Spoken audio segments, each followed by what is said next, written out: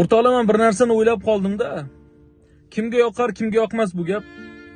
Ota-onalarimizga qilayotgan munosabatimiz, ota-onalarimizga qilayotgan muomalamizni bir o'ylab ko'rishimiz kerak ekan. Ular biz uchun qilgan xizmatlari uchun biz kechasi-yu kunduzi uxlashga haqqimiz yo'q ekan. Haqiqatan ham uydagilarimizni yaqinda mana umraga olib borib kelganimda uydagilarni armonim yo'q, armonim qolmagan dunyoda, armonim yo'q. Hammasini Alloh taolo berdi. Yoshligimdan hammasini berdi. Ammo shunda ham qalbingiz taskin topmas ekanda, onamga hech narsa qilib bera olmadim, otamga hech narsa qilib bera olmadim. Bu hech narsa emas degan narsa kelib qolar ekan. Nega?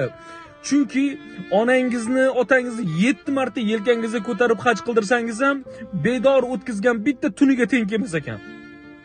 Ota-onaning roziligida jannat borligini ta'kidlashgan. Onalarning oyog'ining ostida jannat deyishgan. Jannatga kirishimiz otalar rozida, ota-onalarimizni rozi qilishimizda jannatga kiramiz. Ammo biz bugun ota-onalarimizga qanaqa muomalada bo'lyapmiz? Yomon farzandlar ko'payib ketyapmiz-ku. Ota-onalarimizga qo'pol gapiradigan, do'q qiladigan, aytganlarini qilmaydigan farzand bo'lib ketyapmiz-ku.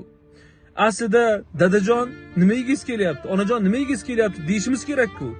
Oyoqlariga qarang, tuflilariga qarang dadangizni, onangizning oyoq kiyimlariga qarang, boshlaridagi ro'mollariga qarang, do'ppilariga qarang. Eskirib ketgan bo'lsa xotirjam o'tirmang, oshna. Xotirjam o'tirmang. Ota-onangizga, ota-onangiz sizga qanchadan qancha mehr muhabbat ko'rsatgan. Siz birorta odamga yaxshilik qilsangiz, siz undan yaxshilik qaytmasa, yo'qol desa, siz qanaqa holatga tushasiz? Ota-onamiz kechasi kunduzi turlarini bedor o'tkazib bizga xizmat qilgan. Lekin ammo bugun nega biz yaxshi muomalada bo'lmasligimiz kerak? Ota-onangizni rozi qildingizmi? Hech narsa qilmay qo'ying. Alloh taoloning o'zi berib tashaveradi.